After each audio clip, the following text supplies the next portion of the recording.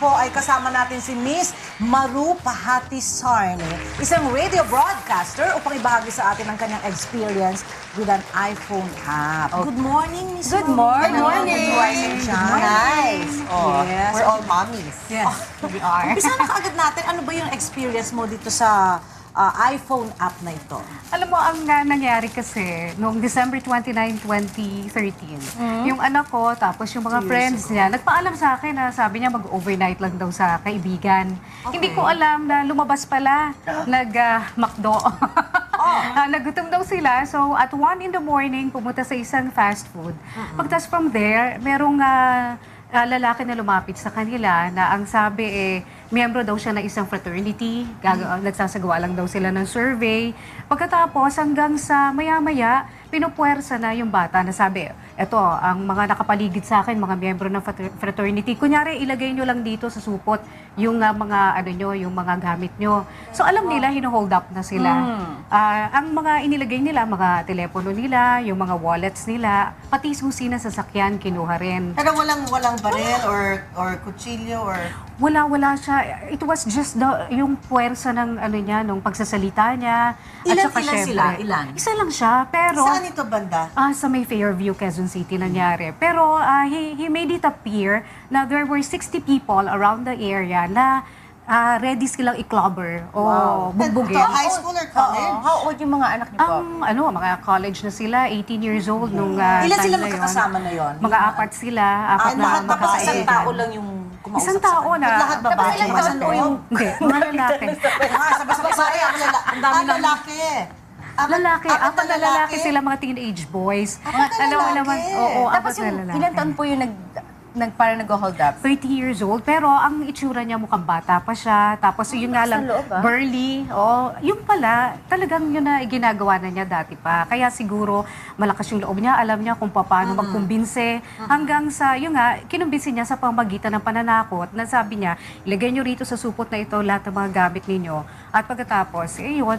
So, nilagay na nila lahat yung mga Oo, gamit? kasi natakot sila dahil ang sabi, 60 people daw yung nakapaligid. So, yung mga pinagtututuro lang nilang gano'n, akala nga nila yun ang kasama.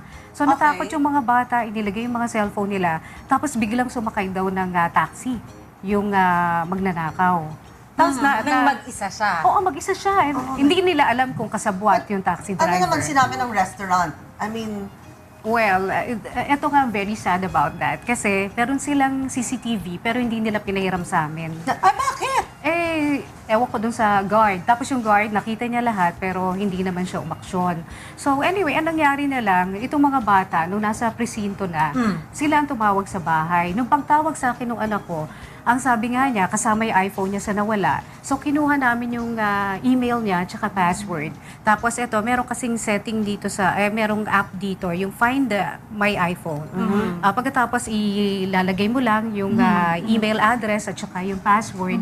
And from there, madidetect mo na kung nasaan yung iPhone kung nakahook up sa internet yung iPhone.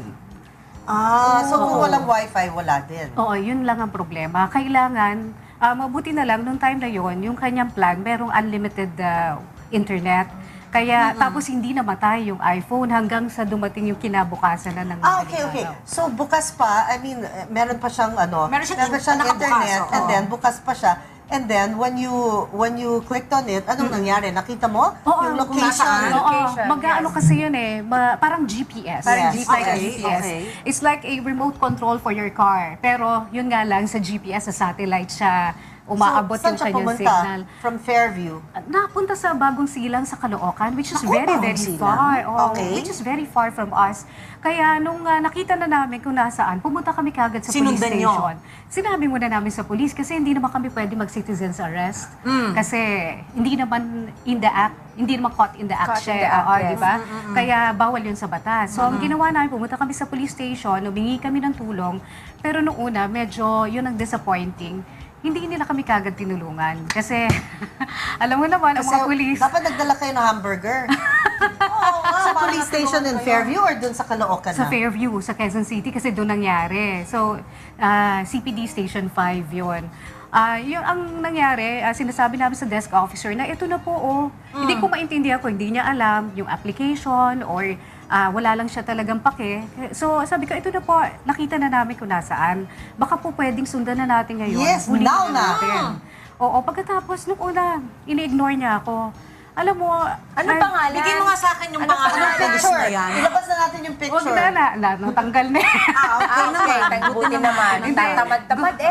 Gumawa naman ng action yung yung pinaka-director nung station. Pero nung una nga, parang we had talagang hindi ko namang gustong gamitin yung pagka-media ko. Kaya lang, nung nakita ko, desperate na kami kasi nga ayaw niya kumilos. Ang sabi pa nga niya sa amin, nung dinescribe namin kung sino, dinescribe ng anak ko, ang sabi niya, alam na namin yan kung sino yan. Parang ganon. Ay, ano ba ginagawa nila kung alam nila bakit bukas nila hinuli noon pa? Sabi, Baka ibibigay sa kanya yung cellphone na kinuha. pag umaga na lang daw. Pag may liwanag na. Wow, maghihintay pa ng umaga para lang uliin itong tao na to. Oo, sabi ko, naku, pag nag-umaga na po, wala na po yan dun sa lugar. Kaya, naku, Kasabwat talagang pinilit siguro. namin. Kasabwat. Pwede. Hindi namin alam, pero ang ginawa na lang namin, yun nga, I had to tell him na sa media po ako, sa DWIZ po ako, pinakita ko yung ID ko, baka po pwedeng puntahan na natin ngayon. Ang sunod naging problema, wala daw pang gasolina. Oh, ang dami namang problema naman. Siyempre, hihingiran naman yan ng panggas. Oo, walang gasolina yung sasakyan, di makatakbo, 10 liters lang daw yung ang parang allowance nila for the day and they used it up na Saan? sa pagroronda raw. Talaga? Oo, sa pagroronda. Kaya sabi nga noon, wala na pong gasolina, hindi na tayo aabot. Alam mo, ng, nakakalungkot bagong man sila. isipin dahil meron akong programa tuwing Sabado, yung Police at Your Service. Pero hindi po namin nilalahat ang mga pulis na Yeah. ganyan ang ugali. Meron lang talagang nakakalusot pa. Totoo. Siya ang isa. Pero isa wala yun. na nga tinanggal na. Buti naman natanggal na. Oo. So anyway, nung finally na-convince namin sila and we had to give money para dun sa gasolina. How much? Okay. For the gas? I want to know How much for the gas? how much did you... I think 1,000 yata yung pinakarga namin. Okay. Sobra yun. Oo. Sobra pa yun. Pero kasi nga, Hindi naman nanghingi pa ng pangmerienda. basta, hindi naman. Nagpaparinig lang, sabi niya, napagod kami. Mabuti naman, dapat lang. Hindi naman kasi hindi nakakapagod ang trabaho, di ba? Oo. So you went there in your car? We had our car, tapos kami ang sinundan ng pulis kasi kailangan daw kami daw yung mauna kasi para daw hindi... So sarili ng kotse. Doon ang pinagas. Yung 1,000. Pinagas yung mobile nila. Pagkatapos kami, nauna kami kasi So, nauna kayo? kailangan mauna raw kami kasi para hindi mabulabog yung Okay. magnanakaw. Tapos ginawan pa ng coordination. Yun ang isa sa mga dahilan nila kaya parang ayaw nilang kumilos kasi since yung magnanakaw nasa Caloocan na, kailangan i-coordinate pa doon sa Caloocan. Pagdating naman namin doon sa police station, nakasara yung police station, ang dilim-dilim, kinutok pa namin talaga. Anong oras yan? Kasi Mga madaling 2, araw na. 2:30 na. 2, Bakit sarado? Dapat Dapat hindi yata sinasara yung mga ganung dapat- station na yan. dapat Dahil hindi. 24 hours dapat sila nakabuka. Dapat Ayaw nga nila ng Ayaw nila maistorbo. Ayaw Di ba matanggap. kaya nga ang lalaki ng siya ng mga pulis? Kasi sinasarado yung pintuan. Kasi walang Kumakain na lang. ginagawa yung iba. pero hindi naman lahat. Oh, hindi yun na naman nga. lahat. Hindi nga Kasi lahat. Yung pagdating namin doon sa Caloocan Police Station, yung isa pang police station nung Bagong Silang na. Sarado din? Hindi, ito Buti ang naman. alive na alive sila Okay. doon at very, very helpful. Okay. Yan ang Salamat sabihin natin. naman. Alin yun? Oo. Ang Caloocan ay Bagong Silang Police Station. Bagong Okay. silang. Oo. And yung tulog, and sarado yung pintuan. Saan po ulit yan? Doon sa, Caloocan din siya, kaya lang hindi ko matanda. Ibang kung Mga barangay station naman. kasi yan Oo. okay. So, ano Ayun. nangyari? Anyway, nung nandun na kami dun sa mismong lugar, yung mga pulis, tinignan, buti yung mga taga-Bagong Silang naniwala dun sa aming, dito sa iPhone application na ito, na it can detect kung nasaan na yung iPhone. Oo, yung Phone isang itself. iPhone na nawawala. So, nung nakita niya kung saan yung sabi niya, alam namin to, ganyan. So, sinusundan namin signal. Habang Galing. lumalakad kami, sinusundan namin yung signal. Lumalakas siya. Hindi naman kasi pinatay yung cellphone, no? Oo, Buti na lang, engot-engot din yung kumuha Oh, na hindi yun. siya marunong, hindi siya marunong. So nung dumating kami dun sa area, ano pala yan, mga iskinita, maliliit na iskinita. Bagong Silang, Oo, at ang dilim. So kami ang nauuna, pagkatapos yung mga pulis pala, may mga pulis nang nauuna na may mga dalang mga baril. Kasi nga syempre hindi naman natin malaman kung anong pwedeng mangyari.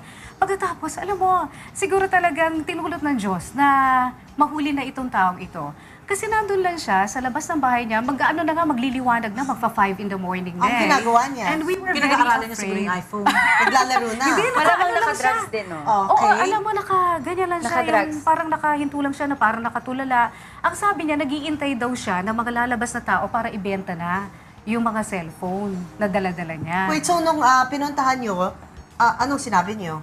Ay, kasi nung pinuntahan namin, tsaka pinatunog nung husband ko yung kasi hindi naman tutunog yun kagad hanggat hindi mo, merong nakalagay dun sa Find iPhone app na parang i-start mo na patunugin yung iPhone app para malaman mo kung nandun na siya sa vicinity. So nung papalapit na ng palapit, nakita namin na magka-close na yung signal nung aming sariling iPhone tsaka yung iPhone na isa, pinatunog ng husband ko at yun, nag-beep, beep, beep, beep. And then siya. nataranta na siya. Oo, nagulat siya. Tapos nataranta na siya kasi Hindi siya tumakbo? tatakbo sana, babuti na lang yung anak ko nandoon sa harapan niya, tinuro siya kagad, ito po yung kumuha. So, So, nahuli? oo, it was very scary kasi syempre Scary kami, talaga. Yeah, kasi- Anong ginawa naman ng yung mga Yung mga yung mga pulis. mababagal na kasama niyo? hindi, pero nung time na yun, ano na sila sa action. Hindi na mabagal, Oo. na-excite. Oh, excited na sila Kasi dun sa nahuli. action. Napakain niyo na po ba siguro kasi? Hindi kasi malapit na yung merienda. Nahuli na yung Oh, suspect. okay. Oh. Di, ang galing po namin. Nahuli namin yung So, suspect. medyo Anong susunod? napagod kami to. Oo, pagod. Gutom pa kami. Pagbalik namin dun sa kainis. police station sa CPD, sabi nung isa, sarap magkape. At yung nagkape kayo, Hindi, pero kasi kami naman ay very thankful din. Kasi syempre, magkano ang iPhone, di ba? Yeah. Although, may insurance. At saka siguro kaya rin namin na pinursige na makuha. Kasi bukod dun sa hinahabol namin yung susi na sasakyan na hindi naman niya naibigay, ang pinupursige namin dun, inisip namin na kung papayagan pa namin makawala ito, ilang bata pa ang pwede niya Mabiktima. so anong ginawa niyo? Well, pinurso namin ang kaso. Nakakulong na siya ngayon? Nakakulong siya ngayon at pagkatapos Nanonood daw ng Rise and Shine. Hello? Hello ka naman dyan. Ayun, pagkatapos nung ginawa namin, pinost namin sa social media yung mga pangyayari. Alam mo, ang daming lumabas na mga bata Nabiktima. na nabiktima rin niya. ito. Oo. At Doon rin ng tao na Nakilala yun. siya. Doon rin sa fast food? Hindi, different iba? places, pero doon rin sa area ng Quezon City, sa may Commonwealth. Yung iba sa Timog, yung iba sinasabi ng mga bata, naglalakad lang sila, naka-backpack sila, pagkatapos sasabihin sa kanila, ganyan din, fraternity raw siya, yung aayain ka na sumali sa fraternity, tas maya-maya sabihin na ang initiation daw ay kukunin yung mga gadgets pero isusoli din daw para lang patunayan na may tiwala ka sa kanya. So ibibigay mo naman, pagbigay mo tatakbo na siya, biglang sasakay ng jeep or anumang sasakyan na kanyang makukuha. Talagang mag-isa lang daw siyang Okay, nagtatrabaho. Maru, dun sa mga nanonood sa atin ng mga kabataan, ano ang mabibigay mong mensahe sa kanila? Anong aral ang maibibigay mo sa kanila? Alam mo, doon sa, unang-una doon sa mga kabataan, kapag kunyari may mga lumalapit sa inyo mga strangers,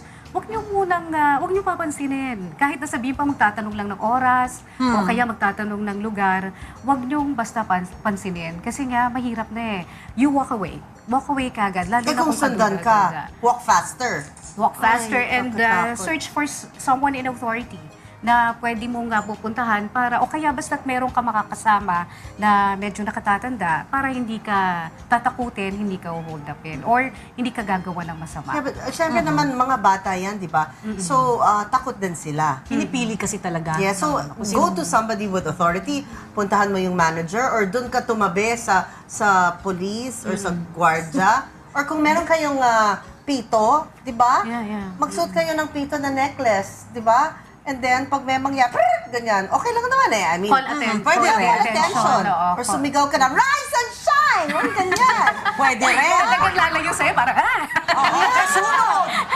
Di takbuhan yun. Naligaw na ngayon yung So, huwag maniwala. Ngayon. At saka, siguro yung mga bata rin, tsaka mga mommies na katulad namin, iwasan na rin natin bigyan ng mga iPhone, anak kasi mga- natin ng mga gadgets na mamahalin. Lalo Tama. na kung Correct. sila ay lumalabas. Mga di ba? bata. And pero ulitin lang natin ano yung app na nilagay na Find My? Find iPhone. Find iPhone. Find Meron yan, iPhone. Built-in yan sa iPhone. Wala akong yan. Parang good. Ngayon Ano, lalagay pwede mo ko na. i-download. Pwede mo Na-download i-download ko lang. Oo. Okay, so pag nawala yung iPhone ko, paki-check na lang ha. Baka pwede natin. Ganon. Yeah, pero ako, of course, I'm so happy for you. Na yun ang nangyari, especially yung sa anak mo. Kasi parang syempre, May mga anak din kasi kami. nanay rin I kami, know, no? I know. And I'm glad na sumama siya, sumama yung asawa mo, at least all together. And sa mga gumagawa niyan, pag-isipan niya na lang, hindi maganda. No? Okay, thank you so much. Thank you so much. Thank you. Any last message po? Oh, itong mga ganitong pangyayari din, kung na-hold up tayo o nawawalan tayo, hindi sapat yung maisoli sa atin, yung mga gamit natin. That's true. Para, wag na, hindi na natin i-pursue yung kaso. Kailangan talaga mailagay sa kulungan ang mga ganitong tao. Dahil kung pababayaan natin silang nasa labas, mambibiktima at mambibiktima ang mga yan. At baka mamaya ang mga anak nyo susunod na That's mambibiktima. so true. That is true. Thank you so much, Miss